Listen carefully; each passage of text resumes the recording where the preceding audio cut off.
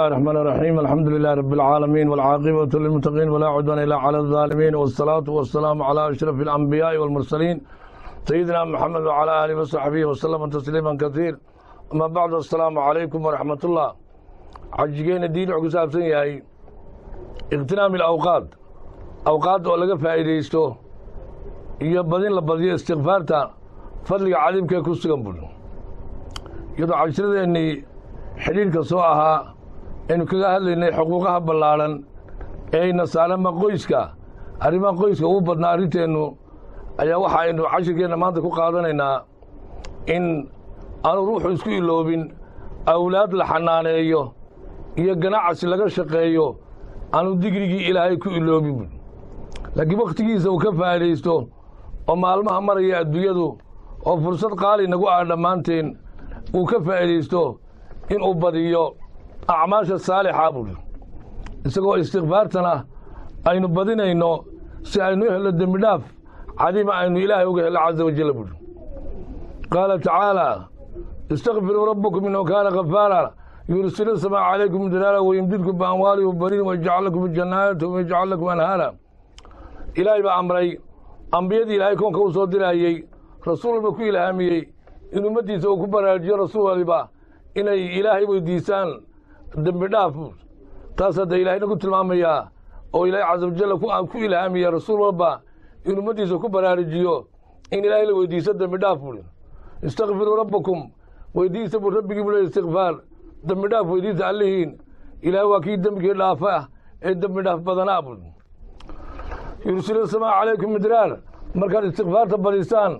ayaa ilaahay caza wajalla inoo ballan qaaday inuu samadiisana darar ka samaynaayo oo uu dararinaayo yursilu samaa calaykum wayumdidkum biamwaali baniin waxaana ilaahay kaloo u ballan qaaday khalqiga marka ay istiqfaarta badiyaan ilaahay u soo noqdaan ilaahay caza wajalla dembidhaaf weydiisaan inuu siinaayo nicamtiisa ballaadhan ee naxariistii ka midka tahay iyo awlaaddii ay jeclaayeen iyo maalkii ay jeclaayeen adduunya aakhiraba wixii nicmo ay doonayeen buli taasaynu isku baraarujinaan dhammaanteen inaynu badinno istiqfaarta oynu ku helayno muraadaheenna kala duwan fi dunya walaakhira buli waxaa kaloo isfaraynaa dhammaanteen inaynaan ku mashquulin awlaad la xanaaneeyo iyo ganacsi laga shaqeeyo aynaan ku iloobin xuskii ilaahay iyo digrigii ilaahay iyo waajibaadkii ilaahay inagu waajibe buli kamaa qaala tacaala yaa ayuha aladiina aamanuu laa tuliikum amwaalukum walaa awlaadukum can dikri illah ومن يفعل ذلك فأولئك هم الخاسرون وأنفقوا مما رزقناكم من قبل أن يأتي أحدكم الموت فيقول ربي لولا أخرتني إلى أجل قريب فأصدق وأكن من الصالحين ولن يؤخر الله نفسا إذا جاء أجلها والله خبير بما تعملون إلهي بأذنكم برهالجنا إياه إننا نكون مشغول لا تلكم يعني ذكر الشغل برب إليه مالك حنانين تيسا قناع السكين رقصان يا أولاد حنانين أولاده عن ذكر الله ذكرك إلهي حسك إلهي واجباتك إلهي إن الله تبادان شنتي وقت الصلاة أو كلا إيه إلهي عز وجل ذكرك يسعود بديسان يعني إذا كان مشغول بربي يلي مالكين رقصان قناع السكا إيه أولاد حنانين تيب إلهي حنكم براجي روحكم مشغولة أدو أولاد يسيكم مشغولة غيرك يسيكم مشغولة قناع السكا يسيكم مشغولة حسك إلهي نسكي اللوبة فأولئك هم الخاسرون wuxuu ka mid noqon buu rabbi kaasa kuwa khasaaroobay maadaama uu iloobay digrigii ilaahay iyo xuskii ilaahay uu ka tegey ee uu ku mashquulay adduunyo iyo awlaaddiisii iyo ganacsigiisii wuxuu ilaahay noo tilmaamay inuu kaasi kuwa hoogay ee khasaaray ee labada ku hoogaya daarta dambe ee daa'imka waxaa kaloo rabbi nagu baraarujiyey wixii deeq ilaahayna siiyana inayn wax ka bixinno aynaan noqon bukhala dad bukhala ah oo qaraabogoys iyo naxariis la'aan ay ka muuqato gacmahoodu xidhan yihiin aynaan noqonin laakiin aynu noqonno haddii ilaahay deeq wixii uu ku siiyo ee deeq ilaahay kugu deeqa inaad wax ka siiso agoomaha iyo masaakiinta iyo jiiraanka iyo qaraabada intaba waa la amray waanfiquu mima rasaqnaakum min qabli an yaatiya axadakum lmowt ilahay baa wax ka bixiya waxaanu idinku deeqnay wax ka mida oo wada bixiya ilaahay ma laha laakiin wixii deeqan isiib le wax ka bixiya oo ama zakadii ha noqoto waajibka ahayd ama sadaqaba ha noqotee wax la baxa buu ilahi caza wajal intaanu idin haleelin saacaddiinu ayna dhammaanin oo idan qoomamayn oo idan odhan ilaahayow maa dib ii dhigtid aan wax la baxoon ka mid noqdo dadka wa wanaagsan aan ka mid noqdee waxaana ilaahay noo tilmaamay hadday saacaddeennu dhammaato inaan daqiiqadna dib loogu kaadinayn walan yu'akhir allaahu nafsan idaa jaa'a ajaluhaa wallaahu khabiirun bimaa tacmaluun ilahay wuxuu inoo tilmaamay naf saacaddeedu dhammaatay inaan dib loo dhigayn oon wax loogu kaadin iyo daqiiqadna aan dib loo dhigayn horeyna laga soo hormarinayn saacaddiisii oon gaadhin aan naf laga qaadayn saacaddiisi oo gaadhayn aan dib loogu dhigayn bul ilaahayna waa khabiir waa ka khalqiga iyo kownka oo dhanba og waxay falayaan camladooda hoostooda og khabiirko khawaatirtooda hoose waxay falayaan waa ka ilaahay la socday og waxay ku dhawaaqaan iyo waxay qarisanayaanba khalqiga dhammaanba waa ka ilaahay la socday khabiira waxaana ka dhalan koldii ilaahay og yahayna waana idinka abaalmarin doonaa oo ciddii wanaag ku mashquulsan iyo ciddii wanaag qarsanaysa iyo ciddii wanaag ku hawlan iyo ciddii khayr ka shaqaynaysana ilaahay waxa wanaagsan buu ku abaalmarinayaa ciddii masaa'ib iyo imtixaan iyo balaayo ku hawlan iyo kala dil iyo qabaliyo iyo waxaan wanaagsanayn xagga islaamka ruuxii ku mashquulsanna ilaahay waa ka abaalmarinayaa wuxuuna ku abaalmarinayaa ciqaabkiisa caliimkaa bul taasna isku baraarujinaynaa rasuulka ilaahi sala allahu alayh wasalam fii saxiixi tirmidi ayuu nagu baraarujiyey in amuurahayna aynu ka faa'idaysno 5 waqti aynu 5 arrimood u degdegno intaanayna haleelin 5 arrimood oo iyaguna labada ku ilowsiya 5 arrimood oo wanaagsan bul shabaabka qabla haramika iqdaru 5 qabla 5 rasuulku sala allahu alayh wasalam wuxuu 5 amuurood haniimaysta oo u dadaala 5 arrimood markaad ku sugantihiin dadaala oo ka faa'iidaysta intaan 5 arrimood oo kale idinku habsan oo idinka mashquuliya wixii wanaagsanaa bul intaad da'yar tahay shabaabka qabla haramika intaad da'yar tahay cibaadadiina badiyo buu leeyahay rasuulku sala allahu alayh wasalam oo inta aad labada dhalinyarta tahay ka faa'iidaysta buu ilaahay rasuulku nagu baraarujiyey intaanad gaadhin haram gabow aanad waxba qabsan karin iyo cibaadadii ilaahay aana dhib kugu noqon bul wasixatka qabla sakamik caafimaadka intaad caafimaad qabta ka faa'iidaysta oo caafimaad qabkaaga uga faa'iidaysta cibaadadii ilaahay iyo daacaadkii ilaahay iyo camalkii saalixa uga faa'iidaysta wax wanaagsan oo qabsato maalmaha caafimaadka ka faa'iidaysta intaanu ku haleelin cudur ku ilowsiiya camallada saalixa iyo waxaad qabsataba ood waxba qaban kari weydo iyada oo labada xaalkaagu kala daato kol dad dad xanuunsato cibaadadii iyo wixii wanaagsan qaban jirtayba wuu kaa kala daadanayaa taasuu dee rasuul nagu baraarujinayaa caafimaadkiina ka faa'iidaysta intaan cudur idinku habsan buuli wafira qabla shuqlika intaad kansha haysaan haleelka haysaan eed wax haleelaysana ka faa'iidaysta oo waxbarashadii diiniga ahayd iyo waxbarashadii maadiga ahayd inta aanad mashquulin buu rasuulku yidhi sala allahu alay wasalam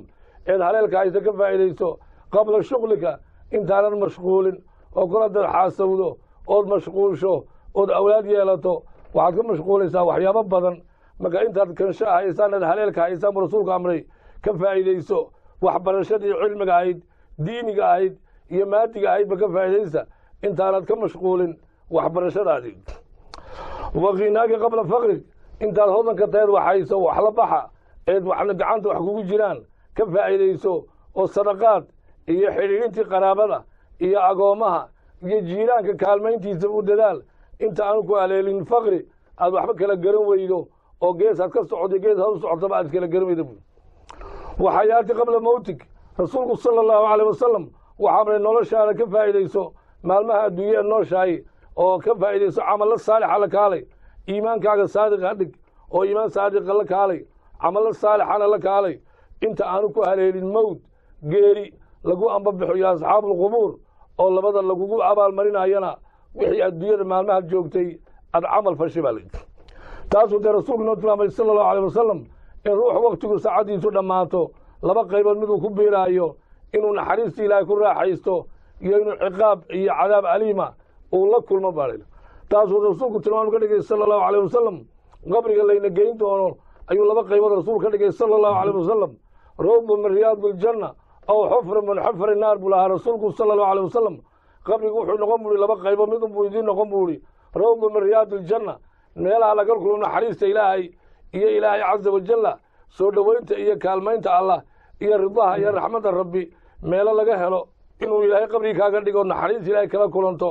waa la arkaa markaad camal wanaagsan ka shaqayso maalmihii adduunyada aad joogtay iimaankaaguna saadiqa bul aw xufra min xufri naar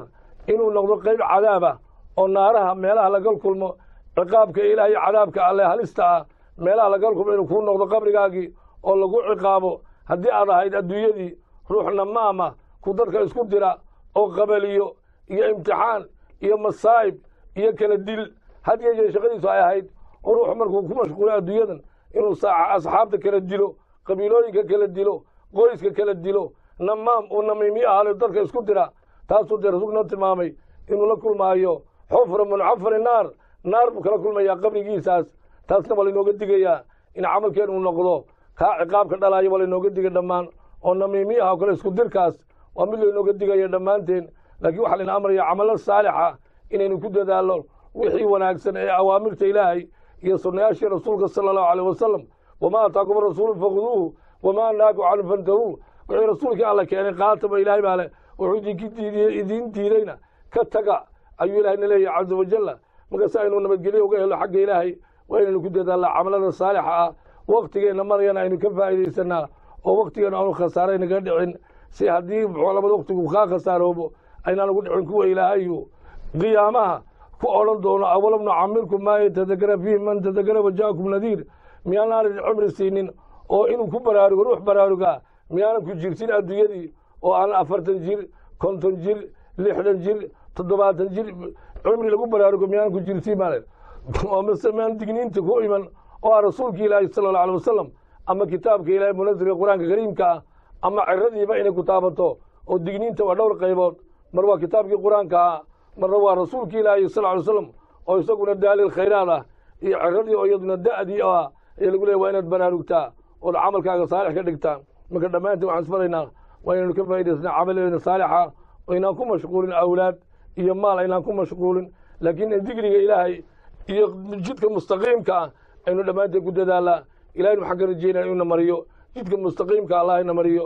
ilaahay inoo barwaaqeeyo adduunyada wanaaggeeda allah inala kulmiyo camalkeenna saalix allah ka yeelo amuureenna khayr allah ka yeelo balaayooyinka allah inaga xijaabo wabilaahi towfiiq والسلام عليكم ورحمة الله وبركاته. إلا صلاتي ما أخلي